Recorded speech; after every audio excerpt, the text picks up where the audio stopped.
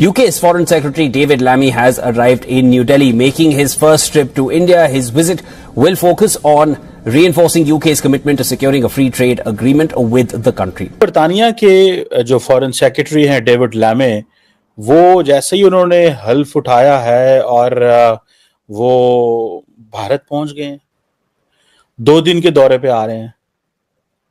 ये है भारत की वैल्यू कि आज बरतानिया के फॉरेन सेक्रेटरी को हल्फ उठाते ही भारत का दौरा करना पड़ता है।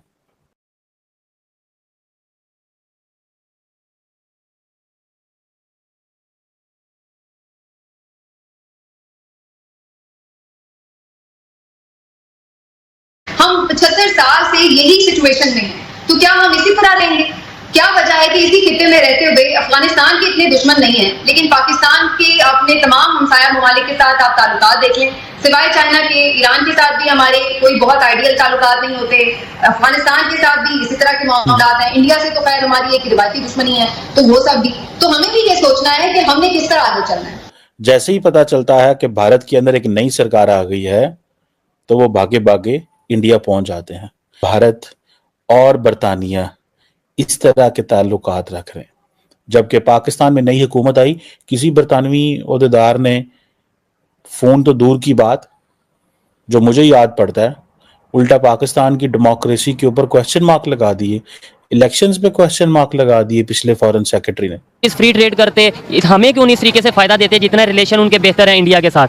देखिए मेरे भाई, एक तो बात बहुत सिंपल सी बात है कि हमेशा जो अच्छा दोस्त होता है वही होता है जो जिनका रिलेशन एक जैसा हो। ठीक है, सबसे जो बड़ा मसला है वो एक रिलीजन है, क्योंकि लोग यहाँ पे मुआशरा, जो यहाँ का मुआशरा है, मुल्क जो दुनिया में जो ट्रेंड चल रहा है वो दीन दुश्मनी है, इस्लाम से दुश्मनी सबसे बड़ा मसला है। फॉरेन सेक्रेटरी का हल्फ उठाते ही भाग के इंडिया आ जाना, that tells a big story. ये एक बहुत बड़ी स्टोरी है भाई, ये इतना कोई आसान काम नहीं है।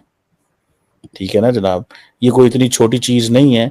एक तरफ तो हमारा ध्यान तो उधर लगा हुआ है, हमने बरतानिया के साथ बायलैटरल ताल्लुकात अपने किधर लेके जाने और क्या करना है। जस्ट अ पॉइंट मेरी ज़हन में कि ये पॉइंट है, हमारा सारे का सारा जो वो ध्यान है वो तो उधर लग जाता है। दिस इज सो अनफॉर्चुनेट, कितनी बदकिस्मती है। और वो क्वाड के फॉरेन मिनिस्टर्स को मिल रहे हैं, आसियान के फॉरेन मिनिस्टर्स को मिल रहे हैं, बरतानिया के फॉरेन मिनिस्टर। ये है उनका शेड्यूल और हमारा शेड्यूल जो है वो इस तरह का है। अब ये जो फॉरेन सेक्रेटरी साहब आ रहे हैं, ये तीनों चारों चीजें कर लेनी है। इन्होंने फ्री ट्रेड एग्रीमेंट को भी कंक्लूड कर लेना। बेसिकली तो इंडियंस चाहते हैं कि उनको मैक्सिमम वीजों की एक्सेस दी जाए। देखिए 20 दिन नहीं हुए इस बंदे को हल्फ उठाए और वो इंडिया भागा है।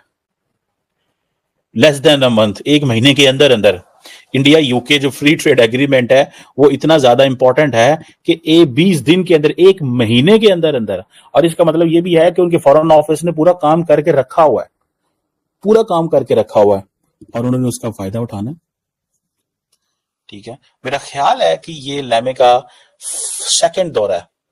पहला दौरा आई थिंक उन्होंने अमेरिका का किया या यूरोप का कहीं किया, मुझे नहीं पता, लेकिन वो किसी कॉन्फ्रेंस में बाहर थे। लेकिन ये सेकंड दौरा है उनका। आप इसी से अंदाजा लगा लें कि वो कितनी ज्यादा अहमियत देते हैं भारत को। वो भारत को अहमियत इसलिए नहीं दे रहे, वो भारत को पसंद करते हैं। वो भारत को अहमियत इसलिए देते हैं, भारत पैसे देता है। Bharat is a source of पैसे मिलेंगे। फ्री ट्रेड एग्रीमेंट करेंगे तो बरतानिया को फायदा होगा। ठीक है जी, इनकी पहले डेडलाइन थी 2023 की दिवाली कि उस तक हम कर लेंगे, लेकिन ये नहीं कर सके। ठीक है जी, वो नहीं कर सके, कोई प्रोग्रेस उस हवाले से नहीं हुई। अब इंडिया कहता है कि हमारी जो कंपनीज बरतानिया हैं उनकी लीगल प्रोटेक्शन होनी चाहिए, और बरतानिया कहता है कि हमारी जो कंपनीज और इंडिविजुअल्स जो इंडिया के अंदर हैं उनकी लीगल जो प्रोटेक्शन होनी चाहिए।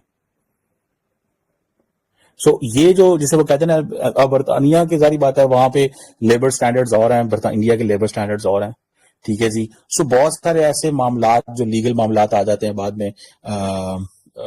हमारे तो हमें तो वो हमारे यहाँ जो लोग इन्वेस्ट करते हैं उनको प्रॉब्लम ही आता है कि वो इन्वेस्ट तो कर लेते हैं, लेकिन बाद में फिर हम उनका पैसे नहीं बाहर जाने देते,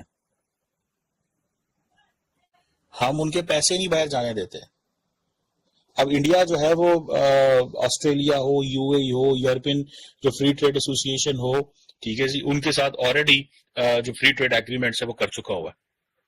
यूरोपियन यूनियन के साथ इंडिया जो है वो इंगेज है। आपको पता है कि अगर आज यूरोपियन यूनियन पाकिस्तान से जीएसपी प्लस स्टेटस विड्रॉ कर ले तो हम तो यूरोपियन मंडियन तक अपनी मार्केट प्रोडक्ट्स ही, अभी आप समझ लें यूरोपियंस पाकिस्तान पे एहसान करते हैं कि उन्होंने टैरिफ्स कम किए हुए हमारे ऊपर, और वो टैरिफ इसलिए कम किए हुए हैं क्योंकि हम कहते हैं भाई दहशतगर्दी की जंग है, हम उसके साथ ये 2027 तक तो वो जो मेरा ख्याल है कि वो इशू है वहां पे 2027 तक, if I am not wrong, ठीक है ना जी, 2027 तक हमें फ्री ट्रेड एग्रीमेंट है, वो हमें वो देंगे, हमारी ट्रेड को अलाउ करेंगे।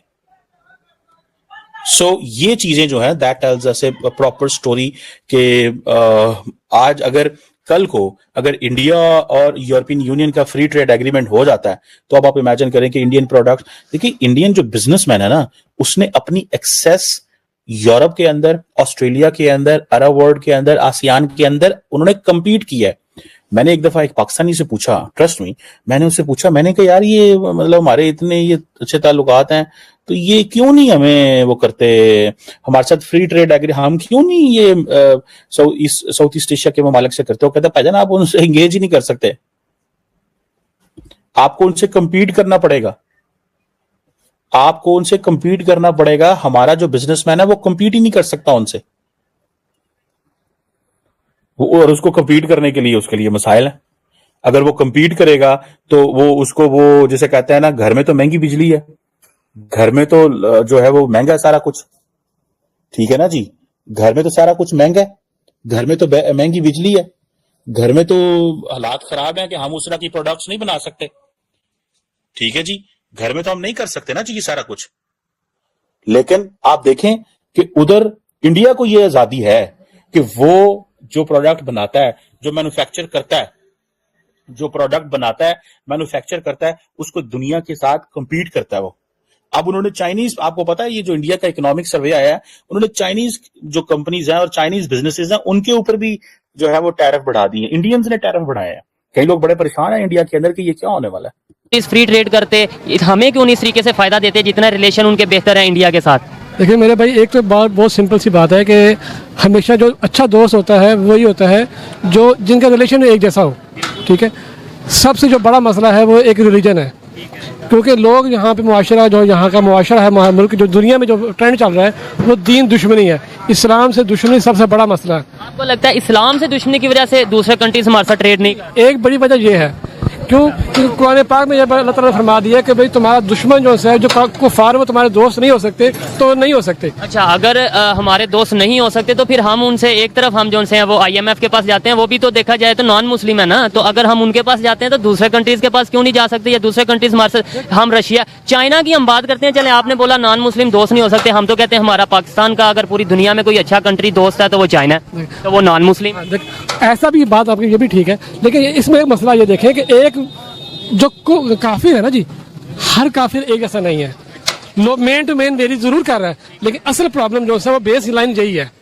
क्या इसराइल, जी आप कुछ कहें, आपकी तरफ मैं आता हूँ। असल में जो मेन फैक्टर है ना, एक बात तो भाई की ठीक है, दूसरा ये है कि हमारी जो गवर्नमेंट की पॉलिसीज है ना वो इस तरह नहीं है कि आप दूसरी गवर्नमेंट के साथ इस तरह, उनका इतनी स्ट्रेटेजी, इतना प्लान ही नहीं है, पॉलिसीज इस तरीके से नहीं है कि दूसरे लोग आपकी तरफ जो है ना आए और आपके साथ, अगर कोई आता भी है तो आप उसके साथ 2 नंबरी कर देते हो। और ना इस चीज को, ये चीज समझ भी आती है कि हमारी पॉलिसीज ऐसी होंगी, हम लोगों, अब आपके साथ मैं दोस्ती करना चाहता हूँ, आपको कोई फायदा नजर आएगा या आपको पता चलेगा कि मैं बात पे कायम रहने वाला बंदा हूँ तो ही दोस्ती करें।